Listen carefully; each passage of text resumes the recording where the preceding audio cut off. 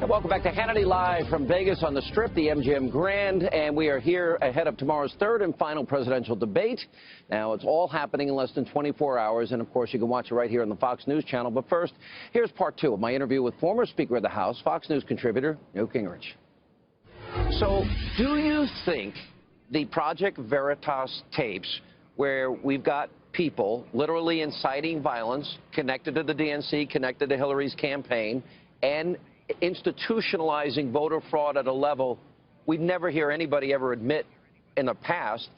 And do you think that, coupled with the WikiLeaks revelations, what impact is this going to have on the race, which is 3 weeks from today? I think voters go to the polls. I think all of it wears down on Clinton. I think all of it makes her even less desirable, even more frightening.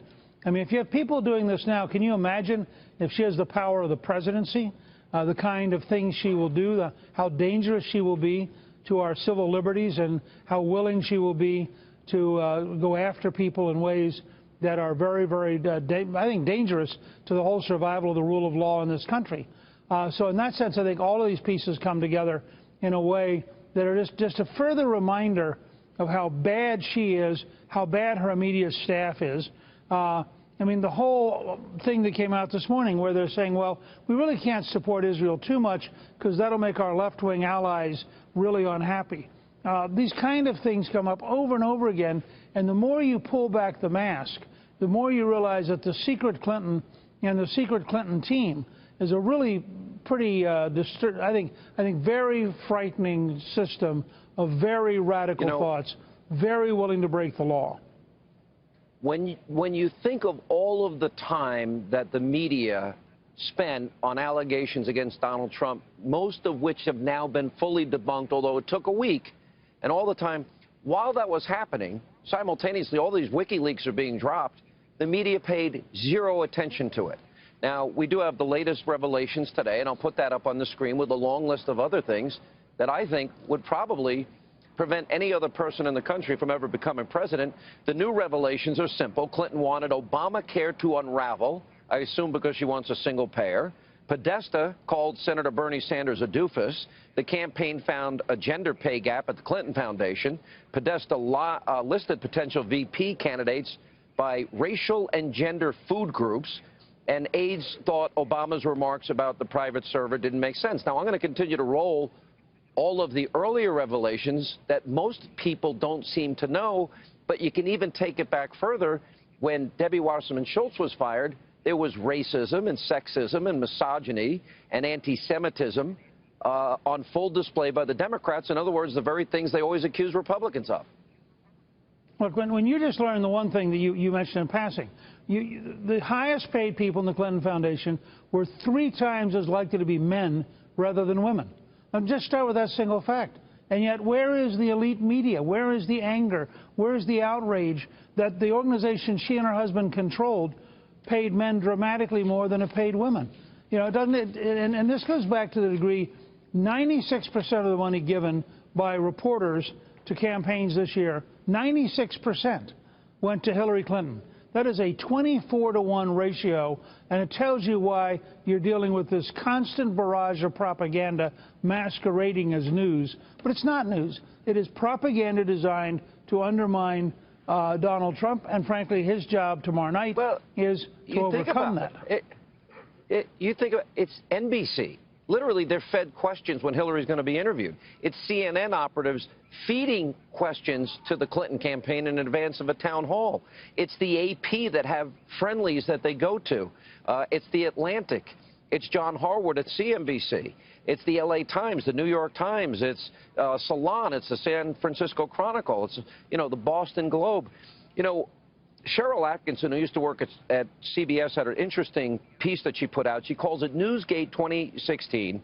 I'll read you a small piece of it. She says, independent minds should be concerned about the latest revelations in the news media's unseemly relationships with government and political actors. While there are many responsible journalists working today, inside documents and leaks have exposed serious lapses constituting the most far-reaching scandal our industry has known. It's our very own Newsgate. I think that's I think that's true. That captures pretty well how deep this runs here. This is And the point Cheryl's making is this is the largest example of total one-sided bias in the history of the American media, and that's why I said earlier today on your radio show they should seriously consider dropping the term Columbia School of Journalism and replacing it with Columbia School of Propaganda. Just to be honest, we're not talking about news media, we're talking about propaganda. CNN is a propaganda machine. MSNBC is a propaganda machine. What the networks did the night that the Trump tape came out, when they put in 23 minutes on an 11-year-old tape, and the three of them combined put in 57 seconds covering WikiLeaks, that's pure propaganda. It's worthy of Pravda or Izvestia or the old Soviet-style of the papers. silencing? What do you think about John Kerry perhaps influencing, the silencing of Julian Assange? Well, I think first of all, it's going to make a really interesting question, because everybody's assumed that this was the Russians and it's Putin and et cetera. If Assange matters that much sitting in the Ecuadorian embassy, then that's because it's Assange. But what you have, and you see this in all the WikiLeaks, you have the Obama administration, including Kerry, including the State Department bureaucrats, including in particular Patrick Kennedy, who ought to be fired today. You have an entire conspiracy to prop up and protect Hillary Clinton, to try to get her to the finish line, no matter how many allegations there are.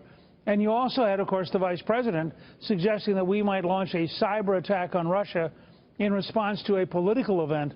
I mean, this stuff is dangerous talk and can get us into a really big problem.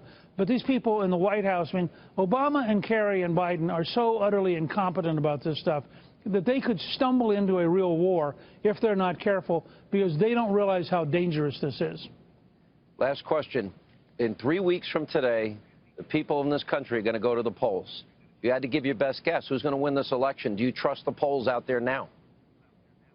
I think the polls are as accurate here as they were in Great Britain, and I think that the conservative populist movement has been winning in Austria, in Italy, in Iceland. I think it won decisively in Britain despite every poll. And I have a hunch that Donald Trump is going to end up as the next president, which will come as an enormous heart attack-giving shock to the left. Fox News projects I have to tell your audience. President. Yeah. I have to tell your audience. Go ahead. I'm at the Reagan Library. 45 minutes from where your radio career began at Santa Barbara. That's correct. And that was, by the way, a story none of your audience knows. 30 years ago. 30 years ago. And you're going to be at the Nixon Library tomorrow night if people want to go out and see you. Mr. Speaker, thanks for being with us. Congrats on the success of the new book.